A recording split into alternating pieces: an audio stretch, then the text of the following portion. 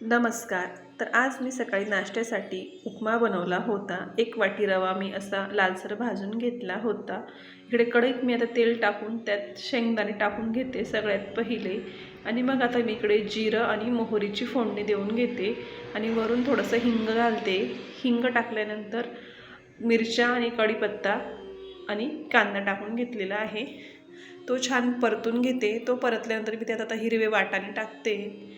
वाटाणे टाकायला शिजायला थोडा वेळ लागतो. 2 ते 3 मिनटं पहिले वाटाणे परतून घेतले आणि मग मी आता टोमॅटो टाकून घेते.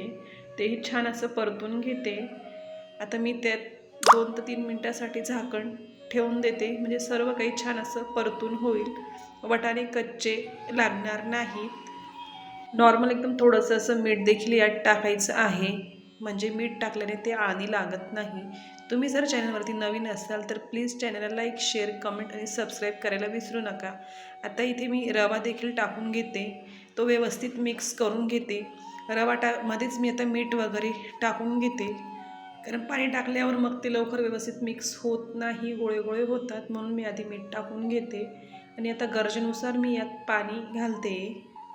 पाणी टाकल्यावरही छान असं व्यवस्थित मिक्स करून घेते. पाणी टाकून मी 2 मिनटासाठी झाकण ठेवलं होतं आणि आता आपला रवा देखील तयार झाला आहे. वरून आता मी कोथिंबीर टाकून घेते. कोथिंबीर टाकून पुन्हा एकदा व्यवस्थित मिक्स करून घेते, जेणेकरून कोथिंबीर ही पूर्ण रवामध्ये मिक्स होईल. आता आपला रवा पूर्णपणे तयार झालेला आहे. कशी वाटली रेसिपी?